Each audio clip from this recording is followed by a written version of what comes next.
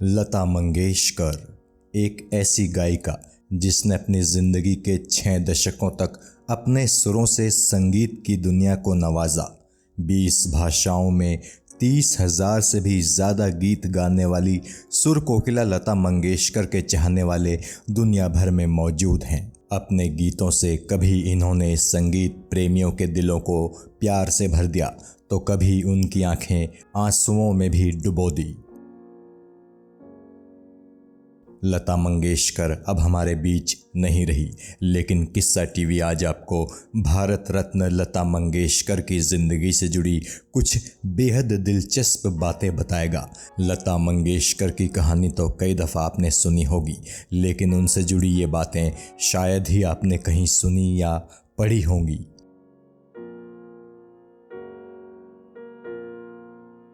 साल 1974 से लेकर साल 1991 तक Guinness book of world records में लता मंगेशकर का नाम दुनिया की सबसे ज़्यादा गीत गाने वाली सिंगर के तौर पर दर्ज था। बताया जाता है कि साल 1948 से लेकर साल 1974 तक लता मंगेशकर ने लगभग 25,000 सोलो, ड्यूट और कोरस सॉन्ग्स गाए थे। ये सभी गाने लगभग 20 अलग अलग भाषाओं में लता जी ने गाए थे।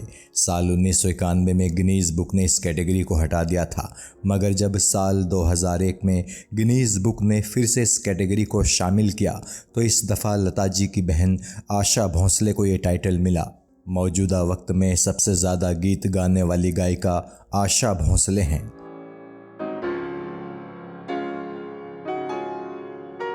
लता मंगेशकर ने जब अपना सिंगिंग करियर शुरू किया था तो उस दौर के संगीतकारों ने ये कहकर उनकी खूब आलोचना की थी कि इस लड़की की आवाज़ तो बेहद पतली है, ऐसा लगता है जैसे कोई बच्चा गाना गा रहा हो। लेकिन लता जी ने इन आलोचनाओं के बाद भी हिम्मत नहीं हारी, वो लगातार मेहनत करती रही। साल 1948 में रिलीज़ हुई फिल्म मजबूर के गीत दिल मेरा तोड़ा से पहली दफ़ा लोगों को लता की गायकी का अंदाज़ पसंद आया।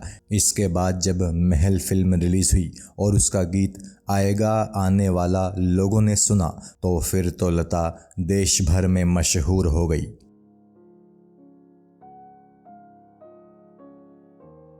कहा जाता है कि जब लता जी अपने करियर की पीक पर थी तो वो म्यूज़िक इंडस्ट्री पर अपना एकाधिकार स्थापित रखने की कोशिश करती रहती थी।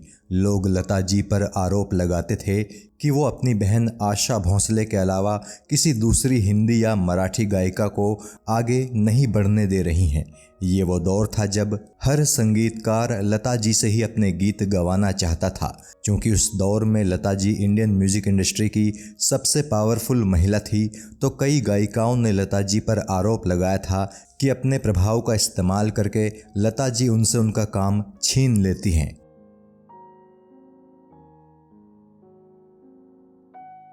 लता मंगेशकर ने कभी किसी से शादी नहीं की, लेकिन कहा जाता है कि महान गायक भूपेन हजारिका संग लता मंगेशकर का अफेयर था।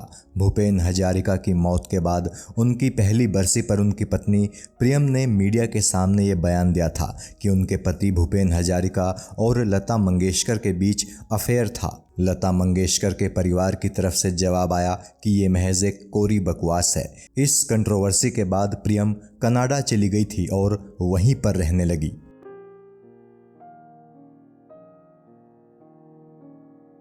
माता पिता ने पहले लता जी का नाम हेमा रखा था, लेकिन 5 साल की उम्र में जब लता मंगेशकर ने संगीत की शिक्षा लेनी शुरू की तो पिता ने इनका नाम हेमा से बदलकर लता रख दिया।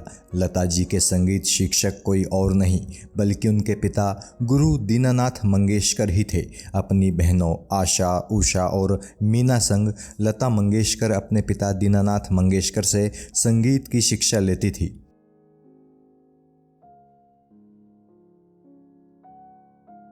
बहुत कम ही लोग इस बात से वाकिफ़ हैं कि लता जी ने अभिनय भी किया था।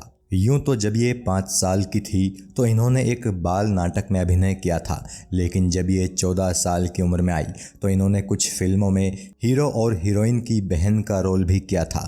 पर चूंकि लता जी को संगीत से बेहद प्यार था तो उन्होंने एक्टिंग में कभी दिलचस्पी नहीं ली और कुछ ही दिनों में एक्टिंग को पूरी तरह से छोड़ दिया और अपना सारा ध्यान संगीत में लगाने लगी।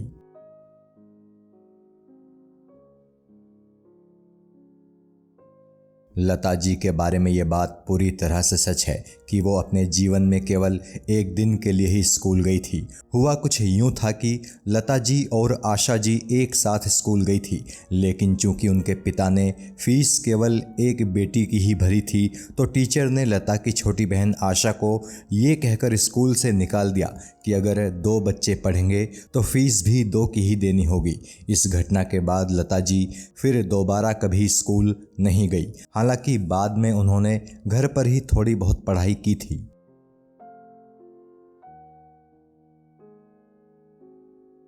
ये घटना सन 1962 की है। उस वक्त लता जी की उम्र 33 साल थी।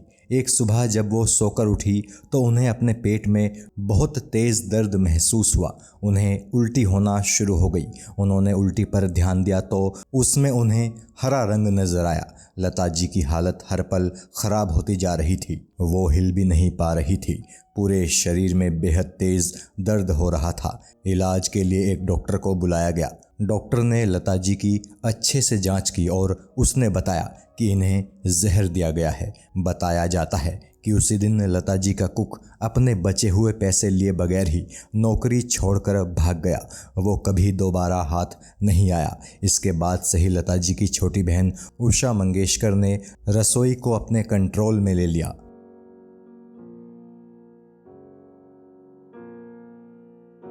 लता जी के पिता गुरु दीनानाथ मंगेशकर शास्त्रीय संगीत में तो पारंगत थे ही, साथ ही वे नाटकों में अभिनय भी किया करते थे।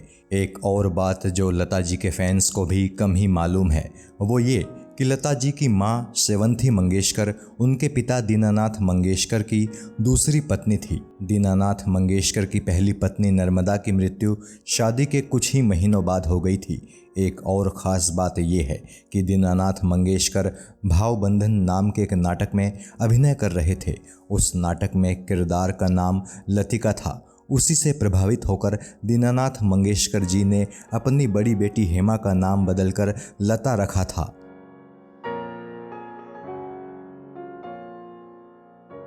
ऐसा हम नहीं, खुद लता जी कहती थी कि डायरेक्टर गुलाम हैदर उनके लिए किसी गॉडफादर से कम नहीं थे।